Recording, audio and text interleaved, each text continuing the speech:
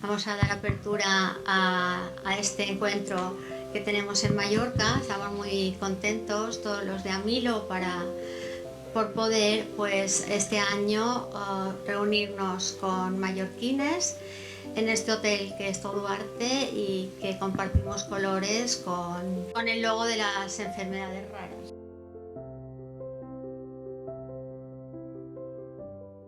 Bueno, agradecer a Carmen a dar la invitación. Siento no poder estar en Mallorca, pero la verdad últimamente, por cuestiones de trabajo, la verdad que está complicado moverse. Además, con dos niñas pequeñas que tengo, pues ya todavía más complicado. Pero bueno, encantado de estar con vosotros. No tengo una presentación al uso de diapositivas, no he preparado así nada especial ni técnico, sino, bueno, yo había pensado, en base a las peticiones que me había hecho Carmen, de tocar unos asuntos que son los que pues yo suelo tocar en la consulta, y es la primera visita de los portadores y de los pacientes, pues solemos hablar amplio de la enfermedad. En primer lugar, me comentó Carmen hablar sobre el árbol genético. El árbol genético es algo que nosotros hacemos en todas las visitas, lo consideramos imprescindible, porque es importantísimo identificar sobre todo las personas que están en riesgo, ¿no? Hay muchos familiares que desconocen incluso que una persona de su familia está siendo atendida por un problema de este tipo, y de las circunstancias que pueden rodear todo lo que conlleva un resultado positivo en esa persona. De hecho, cuando realizamos el árbol genético muchas veces nos llevamos sorpresas. Sin ir más lejos, hace poquito, la última familia que hemos identificado, se ha dado la circunstancia de que había hasta 30 adultos en riesgo, ¿no? Eran 2 o 3 generaciones de adultos que estaban en riesgo de la enfermedad. Os podéis imaginar lo que eso supone de movimiento de peticiones de pruebas genéticas y de citas en consulta. Y más o menos desde que tenemos la unidad bien montada, la unidad multidisciplinar, pues hemos podido solucionarlo y juntar citas, y iremos viendo sucesivamente a estos pacientes. Me comentaba Carmen también, segundo punto, hablar del diagnóstico precoz. Bueno, nosotros cada vez tenemos más interiorizado que cuanto antes lleguemos a la enfermedad o al diagnóstico precoz de la enfermedad, antes empezamos tratamiento, y como está bien, ampliamente, ¿no? Publicado en la literatura, sabemos que los resultados son mejores. Entonces incidimos mucho sobre todo yo diría en la educación de los portadores, para que conozcan de qué va la enfermedad y que identifiquen los síntomas rápidamente. Y tenemos la puerta abierta, tenemos correo electrónico, tenemos teléfono, tenemos una persona coordinadora de la unidad, como pasa allí en Mallorca, que está pues todos los días de la semana disponible para cualquier tipo de consulta, y rápidamente citamos a los pacientes en consulta. El diagnóstico precoz, en nuestro caso, últimamente a los pacientes en consulta le hacemos especial hincapié en una prueba que sé que a los pacientes, a los portadores y a los pacientes no les gusta nada, que es el electroneurograma. Recientemente, los portugueses, que sabéis que son los que tienen más experiencia, sacaron un estudio en los que ellos verían que, adelantándose con los electroneurogramas en la realización anual, se podía predecir el inicio de la enfermedad. Esto yo siempre le cuento el mismo ejemplo a mis pacientes. Yo puedo ser un portador asintomático, hacerme un electroneurograma y sacar un 10. Tengo la máxima nota, un sobresaliente. Al año siguiente saco un 9, sigue siendo un sobresaliente, sigue estando muy bien, pero 2 años después tengo un 8, tengo un notable. Está muy bien, la prueba estrictamente es buena, pero en 2 años ha caído un 20%, y eso es indicativo de que algo está pasando, siendo una prueba estrictamente normal. Ahí es donde estamos intentando incidir para detectar antes de que los nervios estén dañados, que como sabéis, una vez que están dañados difícilmente vuelven para atrás. Todo lo que rodea el diagnóstico entra dentro del tercer punto que me pedía Carmen hablar, ¿no? que son las unidades multidisciplinares. Nosotros hemos tenido la suerte de trabajar en un hospital donde nos comunicamos más verbalmente que por papeles y que por consultas electrónicas y estas cosas. Hemos estado trabajando oficiosamente, ¿no? con otros especialistas que estaban interesados, y por fin, desde hace un par de años, pues le hemos dado forma. Tenemos ya una unidad montada, como pasa allí en Sotllàcer, en la que intervienen especialistas de muchos tipos, ¿no? Cardiólogos, neurólogos, nosotros internistas, medicina nuclear, laboratorio, genética, oftalmología, todos los médicos que de alguna manera u otra entran en contacto con la enfermedad. Pretendíamos que, bueno, que siempre hubiera un especialista bien formado en la enfermedad en todos estos servicios. Este grupo lo hemos constituido, hemos elaborado un protocolo, que es un protocolo de, digamos, una guía sobre la que todos los especialistas nos debemos seguir o debemos atender a las indicaciones que hemos puesto ahí, que consideramos las necesarias, las mínimas y las básicas para que la atención sea correcta. Y a partir de ahí, pues, hemos organizado todas las consultas. Hemos intentado que los actos médicos se reduzcan a un par de días a la semana. En el caso, por ejemplo, de un portador asintomático, vendría visitando un par de días al año. Y en el caso de un enfermo con un tratamiento, pues normalmente un par de días cada 6 meses, ¿no? En esos 2 días se pasan los pacientes por todos los especialistas que hacen falta y al final, en la última visita con nosotros, que somos un poquito como los que organizan la orquesta, tomamos las decisiones de tratamiento y a lo mejor las decisiones a veces un poquito más difíciles. No obstante, bueno, sigue habiendo un comité multidisciplinar donde nos reunimos mensualmente y ahí tomamos decisiones, pues, siempre esas decisiones que cuestan más tomarlas pues, por una sola persona. El cuarto punto que me pedía Carmen comentar es sobre el diagnóstico preimplantacional. Esto es algo que nosotros aprendimos en Oporto con los compañeros de allí del Hospital de San Antonio, con Teresa Coelho y sus colaboradores. Ellos desde hace tiempo tenían la oportunidad de ofrecer el diagnóstico preimplantacional. Esto consiste en que si sabemos que somos portadores de una mutación y queremos tener descendencia, una manera de bloquear el paso a la descendencia sería hacer una selección de embriones. Todos tenemos mitad de genes alterados y mitad sanos en esta enfermedad, entonces sería seleccionar los genes sanos y combinarlos con los, digamos, con el espermatocito o el óvulo de la pareja, de manera que de alguna forma estamos seleccionando que la descendencia esté libre genéticamente de la enfermedad. Siempre me pareció que era, pues, una manera de cortar de raíz la enfermedad, ¿no? y muy útil. Y entonces, desde hace aproximadamente unos 3 o 4 años, nosotros remitimos a las parejas jóvenes, la primera consulta ya les preguntamos sobre sus intenciones de tener familia y como esto es un tema lento, en Huelva prácticamente tarda 2 años entre que derivas a un paciente y le someten a las técnicas de reproducción asistida, pues intentamos ir con suficiente antelación. Tiene el matiz de los trasplantados, que sabéis que con ciertos inmunosupresores pues hay que sustituirlos por otros. Y esto, hombre, a veces es complicado, pero existen inmunosupresores que son perfectamente compatibles con técnicas de reproducción asistida, como por ejemplo puede ser tacrolimus, ¿no? El quinto punto que me comentaba Carmen es el de las novedades terapéuticas. Yo creo que Tomás estará conmigo en que estamos deseosos que aprueben ya el Tafamidis de 61 para la afectación cardíaca. Parece que se había parado un poquito ahí en el ministerio, pero tengo conocimiento de que, bueno, que parece que el acuerdo está cercano. Sabéis que siempre el tema económico frena mucho.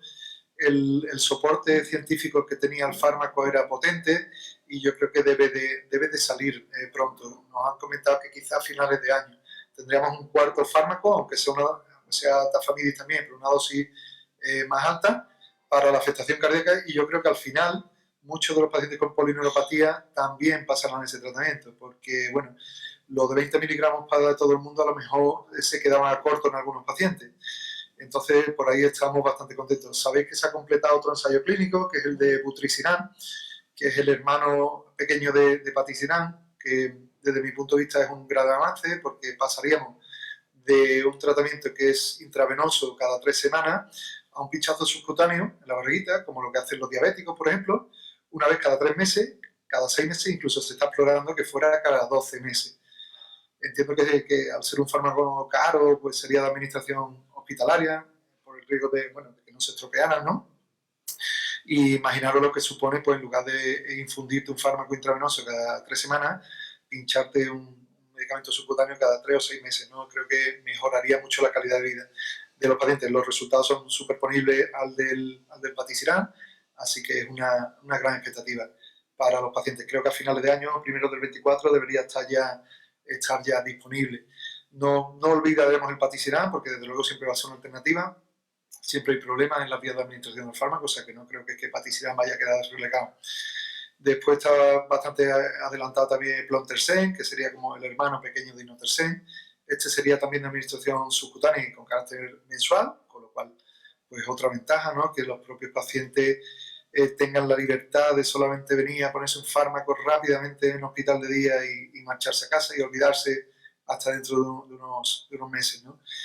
Luego en investigación, como sabéis, hay mucho desarrollo. La verdad que estaba repasando hace un ratito la literatura científica y para que se hagan una idea, en el año 2022 ha habido 260 publicaciones sobre la enfermedad. Hay 129 ensayos clínicos o estudios donde se ve la eficacia de medicamentos. De esos 129 estudios, pues hay fármacos que todavía están en fases muy precoces, como son anticuerpos que irían contra la transthyretina y limpiarían los depósitos. Hay otros estabilizadores como acoramidis, que en la afectación cardíaca parece que tenía resultados prometedores. En la polimiopatía parece que se ha parado el estudio, pero supongo que sería por algún error de metodología o querrán esperar para ver los resultados de la cardiopatía. Y después, el más espectacular me parece el fármaco o la molécula que se llama NTLA 2001. Eso es terapia génica, ¿no? Ya estamos llegando al punto de que se van a diseñar fármacos que se van a ir a la célula, al hepatocito, a la célula responsable de la síntesis de la transthyretina, van a modificar la genética de manera que van a bloquear la síntesis de la proteína, ¿no? Mutada, la que genera la enfermedad. Y esto va a hacer que un paciente se pueda infundir ese fármaco y olvidarse hasta 2 años después de una nueva dosis. Estamos hablando de cosas muy espectaculares. Yo cuando empecé en 2012 nos contentábamos con que el paciente estuviera disponible para un trasplante hepático y como veis en 10 años, mal contado, las cosas han cambiado espectacularmente, ¿no? Yo siempre a los pacientes en consulta, en esta primera visita, que les cuento más o menos lo que les he contado a ustedes, intento darle una visión muy esperanzadora. En medicina, en otros campos, había muchas enfermedades en las que en su momento no había tratamiento, luego se fueron incorporando tratamientos y al final existen incluso combinaciones de tratamiento para su control. Así que no debe quedar muy lejos que pronto pacientes con enfermedad de Andrade tengan la oportunidad de incluso combinar un tratamiento oral como Tafamidis, pues con un tratamiento subcutáneo o intravenoso, ¿no? Y bloqueemos distintas dianas de la enfermedad. Creo que el futuro es cronificar la enfermedad y hemos pasado, pues eso, de esa época negra en la que yo le tenía que decir a los pacientes que no eran candidatos a trasplante hepático y que no podíamos hacer nada por ello, a un abanico de posibilidades que en los próximos años creo que va a ser pues muy amplio, muy amplio. Y nada más, si tienen alguna duda de las que yo pueda resolver en consulta, como si fueran mis pacientes de consulta, aquí estoy encantado de atenderlos. Entonces, bueno, pasamos a dar la palabra al doctor Tomás Vicente Ripoll Vera, que es cardiólogo, jefe de servicio de cardiología del Hospital Universitario Son Janssen. Cuando quiera, doctor. Buenas tardes. Muchísimas gracias, Carmen, por la invitación. Encantado de estar aquí. Ya no como cardiólogo, sino porque pues, me dedico a las enfermedades hereditarias del corazón, ¿no? Entonces ahí pues, jugamos un papel muy importante en el tema de la amiloidosis hereditaria. Yo solo a modo de introducción diría que el campo de la enfermedad de la amiloidosis ha cambiado radicalmente en los últimos años, ¿no? Ha pasado de ser una enfermedad ampliamente desconocida, donde prácticamente solo existía la amiloidosis primaria o la L, que después la doctora del campo hablará, y además con una presentación infrecuente, digamos, ¿no? Y por lo tanto ha sido considerada siempre una enfermedad rara. Y desde hace unos años he empezado a mejorar el diagnóstico de lo que es la amiloidosis por transthyretina, ¿no? Básicamente yo diría que hay 2 tipos de amiloidosis, la amiloidosis primaria L, la amiloidosis por transthyretina, y después hay otras, pero que son muy infrecuentes y lo que yo creo que no vale la pena entrar, ¿no? Y básicamente hay que distinguir esos dos tipos de enfermedades, ¿no? Entonces, dentro de la amiloidosis por transthyretina está la forma hereditaria, probablemente la que conoce mucha gente, sobre todo por las implicaciones que tiene a nivel familiar.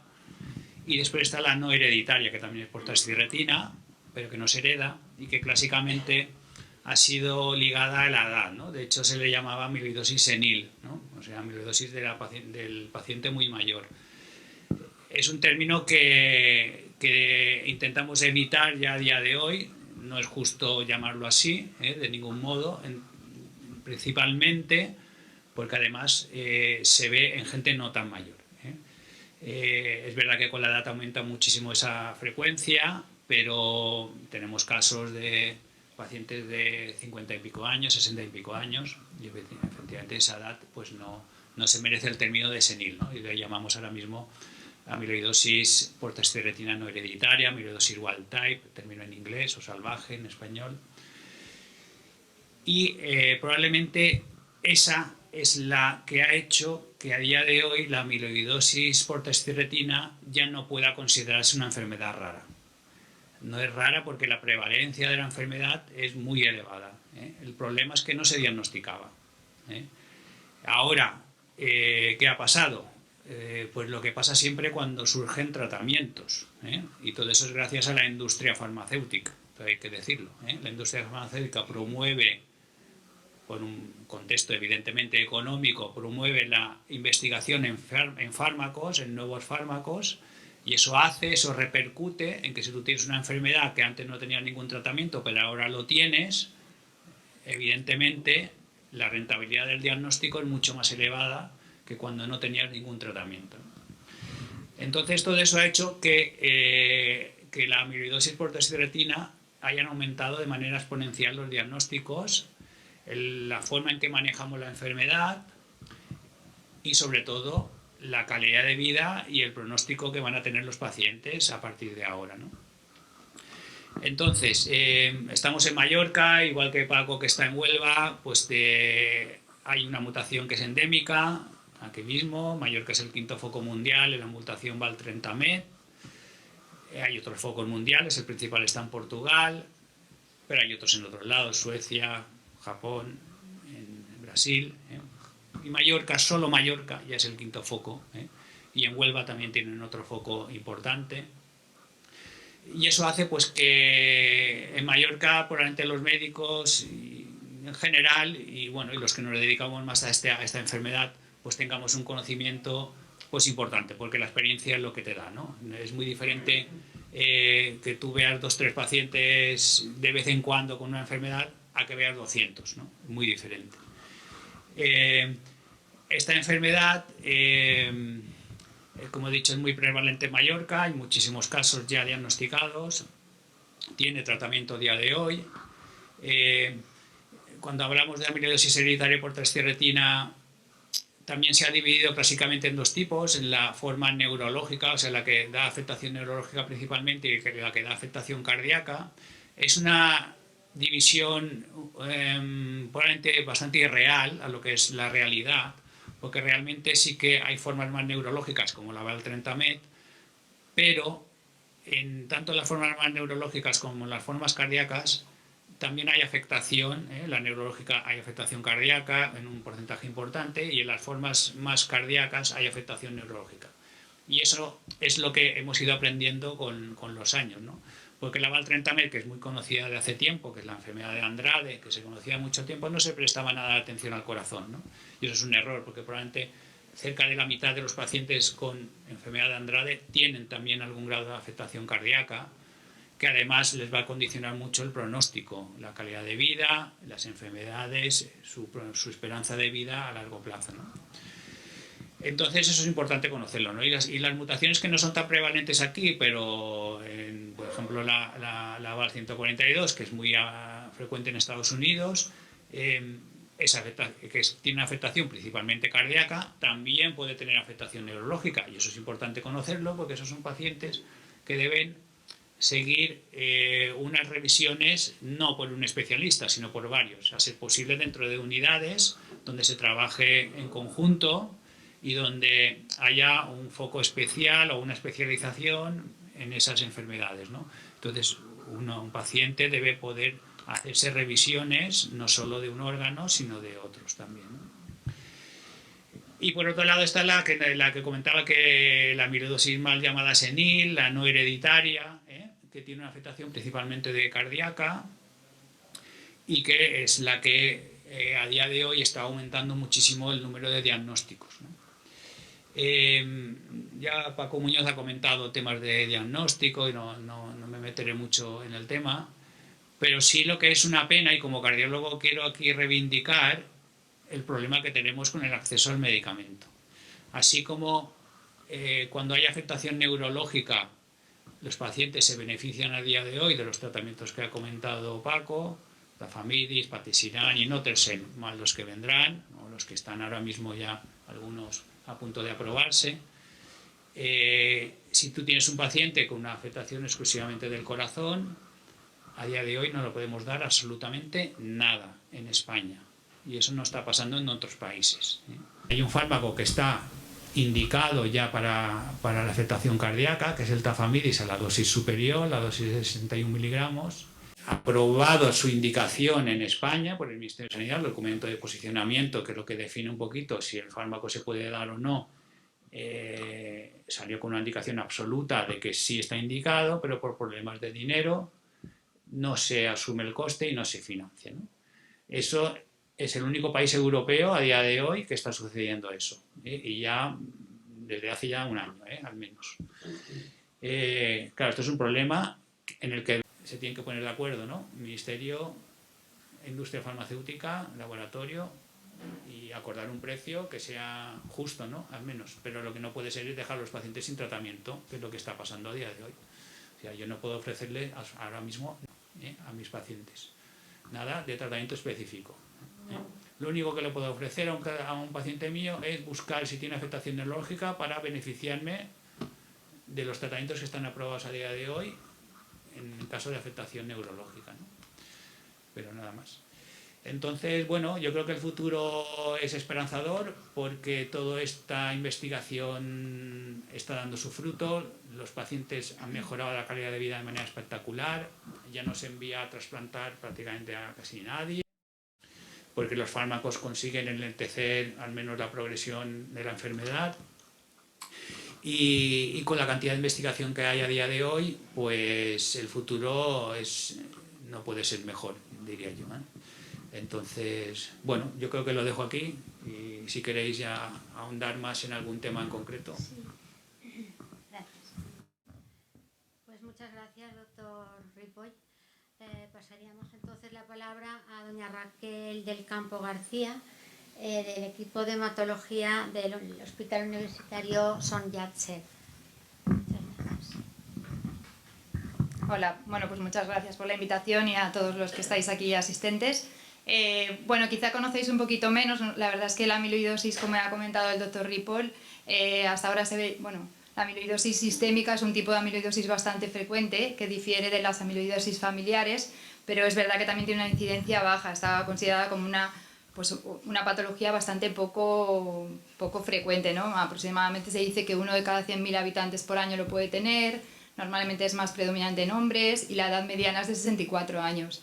Yo creo que ha estado durante mucho tiempo poco diagnosticado porque no se buscaba y la verdad es que en los últimos años pues hay muchos más casos y hay mucho más manejo, somos más hematólogos los que nos dedicamos más al mundo de la amiloidosis y tratamos más pacientes. La verdad es que en nuestro hospital, pues también un poco por el tema de la amiloidosis hereditaria, pues quizás se busque más la amiloidosis y pues a nosotros nos llegan bastantes más casos. Hay una forma en la que, bueno, lo que tiene muy característico este tipo de amiloidosis sistémica, que forma parte de las enfermedades hematológicas, es que hay unas células de la médula, que son unas células plasmáticas, que lo que producen son una fracción de ellas producen unas inmunoglobulinas y de ahí hay una proteína patológica que se deposita en los órganos. Entonces, bueno, las amiloidosis que nosotros vemos, claro, pueden ser muy heterogéneas. Hay pacientes que solamente tienen enfermedad de depósito pues en el corazón, vemos a veces, pero otros tienen exclusivamente renal, a otros tienen el sistema nervioso periférico, o sea, no podemos hablar de un tipo de amiloidosis sistémica único, ¿no? Cada persona pues va a diferir un poco según el órgano afectado. Nosotros normalmente siempre tenemos pacientes que tienen una alteración analítica que se llama componente monoclonal, que ese es el que, bueno, a nosotros nos da un poco la alarma de que tenemos que hacer un seguimiento por si en el futuro desarrolla alguna enfermedad hematológica maligna o ya la tiene. Entonces, pacientes que nos vienen con sospecha de amiloidosis pues son pacientes que tienen este componente monoclonal analítico y aparte pues tienen, por ejemplo, insuficiencia cardíaca, lo que ya nos da una pista de que pueden tener afectación cardíaca, o tienen proteinuria en el riñón, o sea, son distintas, pueden tener afectación en la piel, mayor riesgo de sangrado, o sea, es otra forma, ¿no?, de presentación. Entonces, cuando tenemos las amiloidosis, que ya os digo, antes se pasaban yo creo mucho más por alto, pero ahora pues estábamos con un diagnóstico mucho mejor, lo que tenemos que demostrar nosotros los hematólogos es que este paciente tiene esa amiloidosis en el órgano afectado. O sea, un paciente que tiene este tipo de banda monoclonal y tiene una insuficiencia cardíaca, pues intentamos buscar de alguna manera, en ocasiones pinchando directamente el corazón, que es el que nos va a dar el diagnóstico, sino de forma indirecta, pues hay otros sitios que se pueden biopsiar y descubrir la presencia de esta proteína depositada con unas técnicas especiales. Esto en los últimos años también el diagnóstico ha mejorado mucho, nos afinan mucho más el tipo de proteína que tenemos, que es la que se dice la proteína L, y bueno, gracias a eso pues podemos diagnosticar este tipo de amiloidosis. Hay amiloidosis sistémicas que en general, hombre, siempre se ha tenido una evolución bastante, bueno, no buena, por así decir, pero depende muchísimo el órgano que está afectado, ¿no? Siempre lo marca mucho, pues si está afectado el corazón, generalmente pues la implicación o la gravedad de la situación es mayor. Un poco, claro, el tratamiento no tiene nada que ver con los que vosotros, quizá los de hereditaria, conocéis más. Nosotros, bueno, como que utilizamos esquemas de quimioterapia que se han utilizado para enfermedades similares, como es el mieloma, y esas son las que hemos utilizado hasta ahora. No había ningún tratamiento, hasta recientemente que bueno, se ha aprobado una indicación, es la primera vez que se ha aprobado para la amiloidosis sistémica una combinación de fármacos, pero nosotros pues utilizamos esquemas que utilizamos en las enfermedades malignas y dependía mucho si el paciente era un paciente pues joven y candidato, por ejemplo, a un trasplante de médula, que es lo que más siempre ha condicionado el manejo del paciente, o eran pacientes que ya eran mayores y no eran candidatos a tratamientos agresivos, o que por la afectación, por ejemplo, cardíaca, pues ya no se podía trasplantar y entonces tenías que dar otro tipo de quimioterapia. Entonces, bueno, dependiendo un poquito qué es lo que intentábamos hacer, por una parte, tratar la enfermedad hematológica para que no produciera esas células malignas y por otra parte, con un tratamiento mantenido, intentar quitar ese amiloide de los órganos donde estaba depositado. Pero eso a veces es difícil. Entonces, bueno, nuestra aproximación ahora, ahora mismo, en los últimos años, hay una, bueno, un poco que ya habéis leído y hemos comentado, hay un anticuerpo monoclonal, que es una anti-CD38 que va directamente dirigida a las células plasmáticas, que son las células que producen estas proteínas, que se llama daratumumab. Este apareció hace unos años, desarrollado para el mieloma, que es la otra enfermedad que os he comentado, y se empezó a ver que pacientes con amiloidosis tenían unas respuestas muy buenas cuando se trataban, no en primeras líneas, pero sí pues cuando ya le habías dado varios tratamientos que no habían funcionado y actuaba muy bien, con muy poca toxicidad. Como os he dicho, hasta ahora solamente teníamos combinaciones de quimioterapia, no muy agresivas, pero a veces no eran muy eficaces. Entonces, en los últimos años, es un estudio que ya le ha dado la indicación a esta combinación, que combinaba daratumumab con un esquema de quimioterapia que ya nosotros los hematólogos empleábamos mucho, vio que era claramente superior, haciendo que la persona estuviera libre de enfermedad durante mucho tiempo, incluso con una supervivencia global más elevada. Y bueno, gracias a esto, porque era en fase 3, se ha dado la aprobación a daratumumab, bortezomib, ciclofosfamida y dexa, que es el esquema que utilizamos siempre que podemos hoy en día para los pacientes con amiloidosis. El daratumumab incluso ahora se está combinando con otros esquemas de tratamiento e incluso de monoterapia. Y bueno, los resultados yo creo que han cambiado mucho, la aproximación a los pacientes también. Y bueno, y así de futuro, lo que también es interesante de nosotros es que, bueno, los estudios que se han puesto en marcha es no solo, como os he dicho, eliminar ese grupo de células malignas que provocan las proteínas, sino intentar quitar de otra manera las proteínas que ya están depositadas en los órganos. Entonces nosotros, por ejemplo, en Son-Yat-Zet tenemos un ensayo clínico que lo que hace es otro tipo de anticuerpo que lo que va directamente es a la proteína, al amiloide, y la intenta quitar. Se ha hecho de otras, incluso con un antibiótico que se llama doxiciclina, que a lo mejor algunos lo sabréis. Se ha intentado también añadirlo a los esquemas de quimio y lo que se intenta también es liberar al órgano de esa proteína, porque es verdad que las respuestas nuestras que vemos de la sangre, la médula enseguida mejora y hacemos desaparecer ese grupo de células malignas, pero el depósito en el órgano pues a veces cuesta mucho, sobre todo a nivel cardíaco, es quizá, perdón, lo que lleva más tiempo y es muy difícil que desaparezca de todo, pero bueno, la sintomatología se controla y el paciente va un poquito mejor. Y no sé si más o menos... No sé si tenéis algo.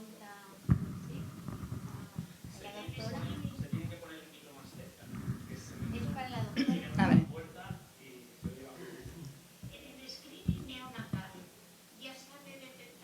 Esto no es hereditario. La amiloidosis sistémica no es hereditaria. Esto es una enfermedad que tiene una incidencia determinada y normalmente es de la población adulta. Esto no se puede prever, solo se puede sospechar e intentar tratar pronto. La amiloidosis no es una enfermedad de jóvenes, ni de niños. Aparece en la edad adulta, ¿eh? Sí. Incluso en las hereditarias no aparece muy jóvenes, ¿eh? Ahora a partir de 20 años, algunas hereditarias con la Val-30met, a partir de 20, un típico años, puede empezar a debutar, ¿no?, con algunos síntomas, pero en niños no. De hecho, cuando haces el estudio familiar o genético, estudias quién puede haber heredado la mutación, ¿no? Eso es importante porque así después te puedes centrar en seguir a los pacientes que lo han heredado y a los que no lo han heredado que se olviden para siempre, ¿eh? Dentro de una familia, digo. No se recomienda habitualmente mirarlo en niños porque no sirve de nada. O sea, cuando ya se hacen adultos a partir de 18 años, ya que decidan libremente si se lo quieren mirar o no, ¿eh? Pero en niños no. Entonces, eso no pasa en otras enfermedades donde sí se recomienda en niños ya mirarlos, pero en esta no. La forma que tenemos aquí en Mallorca, lo más frecuente de la amiloidosis hereditaria por tristirretina, la afectación más frecuente es la polineuropatía, ¿no? Los pacientes experimentan pérdida de sensibilidad en las extremidades, sobre todo en los pies, ¿eh? Empiezan a no notar el calor, el frío, ¿eh? Pérdida de sensibilidad, básicamente, ¿vale? Sí. Si eso va avanzando, pues puede ir avanzando hacia una pérdida motora, digamos, de movimiento, ¿eh? ¿Vale? En Mallorca es un foco endémico, como he dicho antes, y yo creo que de portadores, pues habrá como 350, algo así a día de hoy ya conocidos, ¿eh? Como todas las enfermedades raras, pues ya he dicho antes que esta está para mí mal considerada rara. Si la englobamos todas, probablemente la primaria o la L, la que he comentado ella, sí que la podríamos seguir considerando rara. Algunas formas de amiloidosis hereditaria también siguen siendo raras, sobre todo si te vas de un foco como endémico como Mallorca. Si ahora yo me planto en Madrid, en donde quieras de España, que no sea Mallorca o Huelva, pues la amiloidosis hereditaria se consideraría enfermedad rara porque la prevalencia es muy baja, ¿vale? Pero no así la amiloidosis por tristirretina no hereditaria, la que decía que afectaba a más gente mayor. Esa ya no es rara en ninguna parte del mundo. Lo que pasa es que hay que diagnosticarla, hay que buscarla, y en eso pues los médicos, digamos, hemos mejorado mucho, ¿eh? Pues cada vez se conoce más, ¿eh? Es verdad que si uno hiciera una encuesta nacional saldría como que el desconocimiento sigue siendo muy grande, pero aún así ha mejorado mucho, ¿eh? ¿Por qué? Pues porque se habla ya mucho más de lo que se hablaba antes en congresos, se publica muchísimo más, ¿no? El doctor Muñoz ha dicho que había mirado las publicaciones que había en un año, había más de 200 publicaciones solo de esta enfermedad, ¿sabes?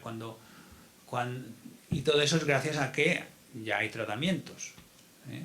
Porque es que cambia mucho tener una enfermedad en la que puedes tratar a la que no puedes tratar, cambia muchísimo, ¿eh? Pero bueno, hay mucho que hacer, hay mucho camino aún por recorrer, sin duda.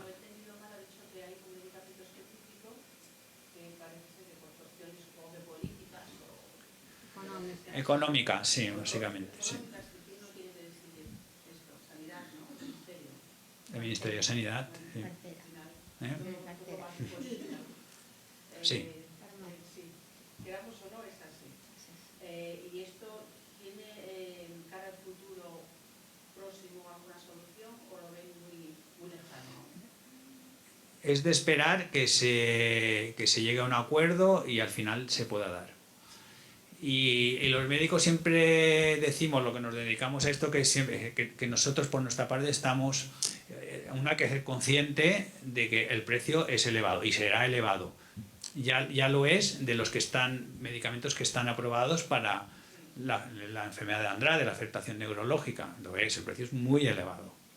Pero claro, dices, bueno, pero lo que no puedes hacer es dejar una parte de pacientes sin tratamiento, ¿vale? Entonces, bueno, hay que buscar protocolos para adecuar un poco el gasto y todo. Se pueden, pero no cerrar la puerta del todo, que es lo que tenemos ahora, ¿vale? Se pueden buscar fórmulas, ¿no?, para decir, bueno, a partir de aquí tratamos y a partir de aquí esperamos. Bueno, pero algo es algo, ¿no? ¿Me entiendes?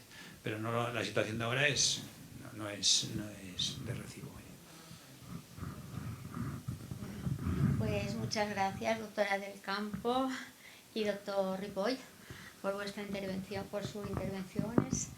Y bueno, decir que Amilo, como Asociación Española de Amiloidosis, pues estamos ya en contacto ya hemos pasado por el visto bueno de AEMS, Agencia Española del Medicamento, para el tafamidis, para la amiloidosis cardíaca o la hereditaria con afectación cardíaca, y estamos ya hablando con el director general de Cartera y Farmacia, que ya nos hemos reunido 3 veces con él y seguiremos insistiendo.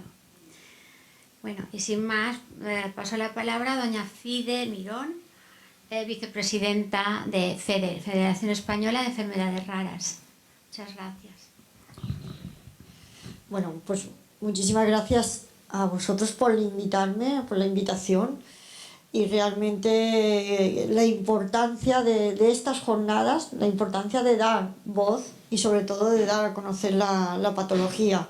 Como bien comentaba la compañera, evidentemente, y como pone el título, raro es lo que no se conoce, y eso es lo que están haciendo el movimiento asociativo.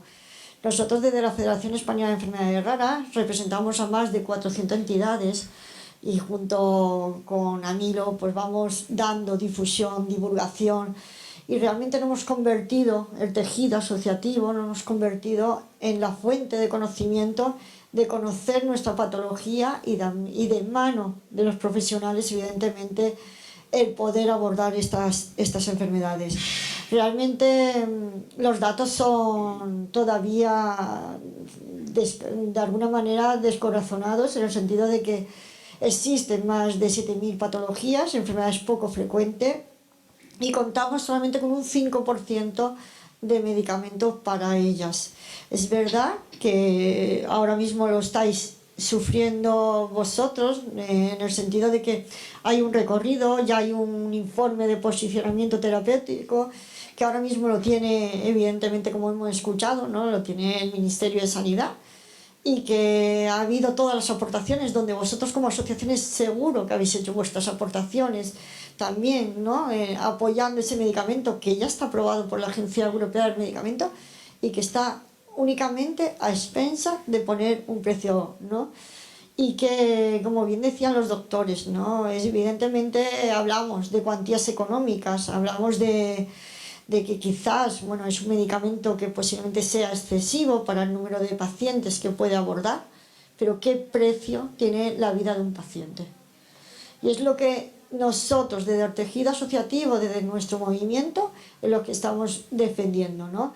Este año, la campaña del Día Mundial, que celebramos, el Día de las Enfermedades Raras, como bien saben, es el 28 de febrero, aunque realmente es el 29 de febrero, porque no ocurre todos los años, y eso simboliza, ¿no?, una enfermedad poco frecuente donde los profesionales posiblemente no se topa con un paciente con una enfermedad poco frecuente, y es por eso un poco ese día tan simbólico. Hace muy poco, la semana pasada, estuvimos en Santiago de Compostela, donde celebramos la celebración del Día Mundial, y donde también fue muy simbólico ese peregrinaje que nosotros decimos, los pacientes y el movimiento asociativo, porque lo primero que hace es reclutar pacientes, buscar pacientes.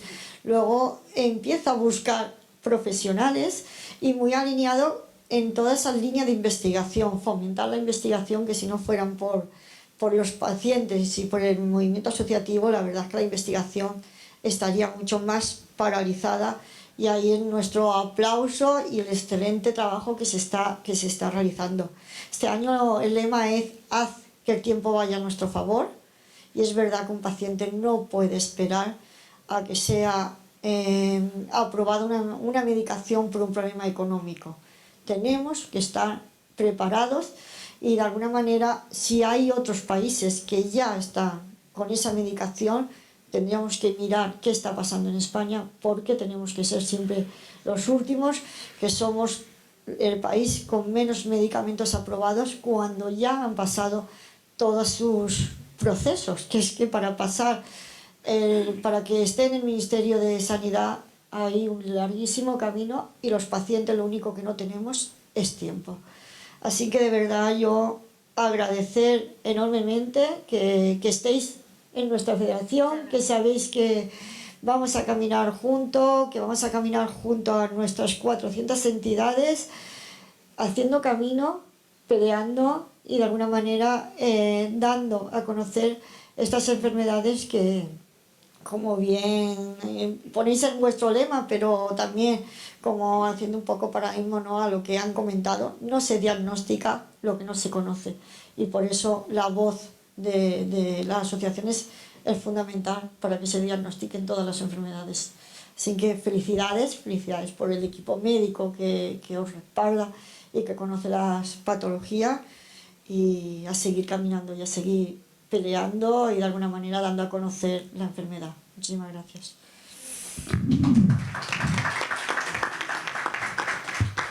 Muchas gracias, Fide.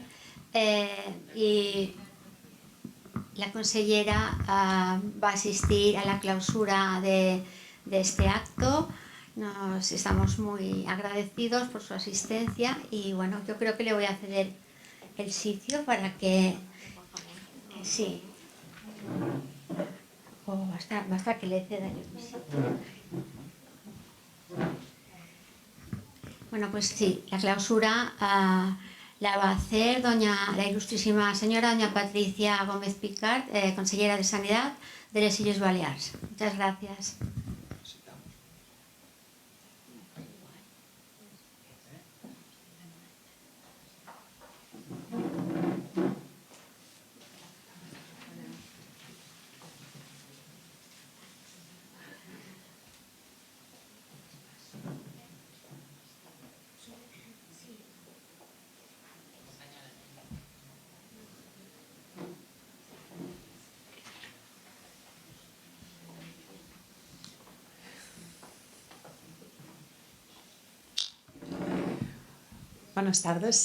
Buenas tardes a todos y a todas. Creo que hay muchas personas, ¿no?, que siguen online. Sí, están conectados. Están conectados. Sí. Muy bien, pues encantada de poder estar aquí, encantada de poder compartir este ratito con todos vosotros. La verdad es que creo que es la forma, ¿no?, de ir avanzando, es avanzar de la mano profesionales y pacientes, sí, sobre todo en este ámbito tan complejo, ¿no?, de las enfermedades minoritarias. Nosotros es cierto que tenemos muchos retos por delante. Asumimos también desde hace ya bastante tiempo, ¿no?, la estrategia de enfermedades raras, minoritarias, poco frecuentes, que vamos trabajando en diferentes direcciones. Creo que son muchas las direcciones en las que hay que trabajar, pero sobre todo me parece que lo que más preocupa es el diagnóstico precoz, ¿no? Yo creo que en general, por lo que nos decís, y me gusta estar con pacientes y asociaciones, pues es el diagnóstico precoz, el poder tener esa etiqueta diagnóstica que nos permita un tratamiento, el acceso a los fármacos, que afortunadamente, bueno, en esta comunidad autónoma pues no tenemos impedimentos, pero tenemos que ser equitativos en todo el territorio nacional. La investigación también en toda esta área, y para ello pues es necesario, también sé que es una petición y una demanda de las asociaciones y de la vuestra, el registro, ¿no?, así como normalmente la atención coordinada, que a veces fragmentamos porque los profesionales vemos solamente una parte, ¿no? El hematólogo, el cardiólogo. Entonces es verdad que estamos avanzando y trabajando de la mano precisamente para que esa atención no sea fragmentada, para que tengamos esas unidades multidisciplinares o interdisciplinares. Ya disponemos de algunas en esta comunidad autónoma, pero tenemos que seguir avanzando en esa línea. Luego yo quiero también destacar la apuesta del gobierno. He visto que habíais presentado un decálogo a todos los grupos políticos, que también es muy importante porque estamos en un momento pues próximo a elecciones, con lo cual hace poco hicimos un encuentro con asociaciones de pacientes y creo que es importante escuchar, recoger esas propuestas que al final tenemos que trabajar para poder satisfacer las necesidades de las personas en el sistema sanitario. Solo se puede hacer escuchando. Y entonces, en cuanto a vuestro decálogo, no me lo sé de memoria, pero estaba mirando aquí, pero sí que me gustaría comentar algunas de las propuestas, ¿no? Bueno, sobre todo, por ejemplo, el avance que tenemos en la comunidad autónoma con la unidad de genética y genómica o el área de genética y genómica. A mí me gusta hablar de área.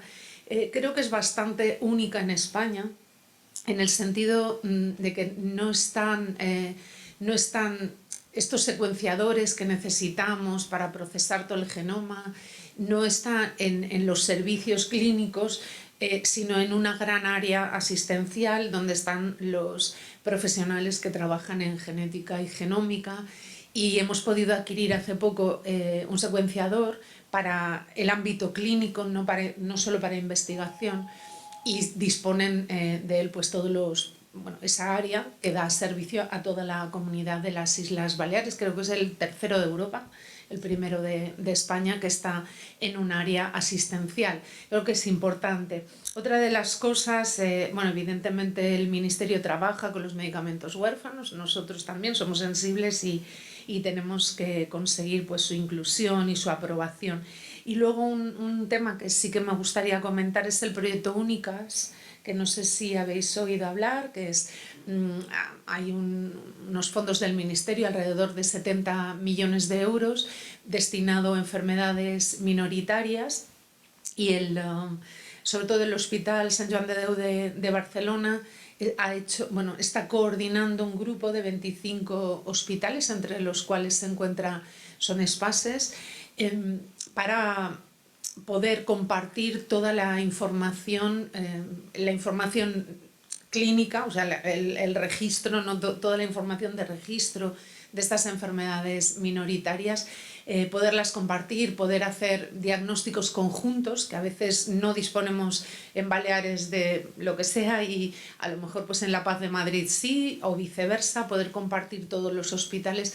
Creo que es una gran inversión. La ministra lo comentó precisamente la semana pasada, que estuvo aquí en el interterritorial, y creo que esta apuesta también pues es una buena noticia para las enfermedades, para las personas que tienen enfermedades minoritarias, ¿no? Y pienso que al final pues tenemos que trabajar de la mano, escucharos mucho. Es importante que tengamos las conclusiones de estas jornadas, y yo me alegro mucho también de que haya profesionales, excelentes profesionales, que os acompañan y que trabajan en esa línea de escucha y de incorporación a la práctica clínica, pues todas aquellas demandas que se puedan ir satisfaciendo. O sea que muchísimas gracias por organizar la jornada, enhorabuena, y nada, aquí estamos para lo que necesitéis. Encantados. Pues muchas gracias, consellera, por habernos hecho el favor, ¿no? de venir a la clausura de este acto, que está conectado bastante gente. Pues ha habido mucha gente, por ser martes, pues que ha tenido posibilidad de asistir presencialmente, y esperamos seguir en contacto con usted y contigo y poder vernos más a menudo para intercambiar pues opiniones y novedades en un futuro no muy lejano. Muchísimas gracias. Gracias. ti. Bueno, pues nada, muchísimas gracias a todos los que habéis venido, gracias a los que estáis asistiendo online y bueno, damos por finalizado el acto para ir a tomar algo, un refresco, lo que queráis. Y bueno, esperamos veros aquí, si fuera posible, el año que viene, en este hotel tan fantástico que es como es el Hotel Armadans, dándole las gracias a sus dueños, los señores España y de allá, y también, como no, a las farmacéuticas, que sin ellas no sería posible este tipo de encuentros, pues como son, en este caso, Sobi y Janssen. Muchísimas gracias y buenas tardes.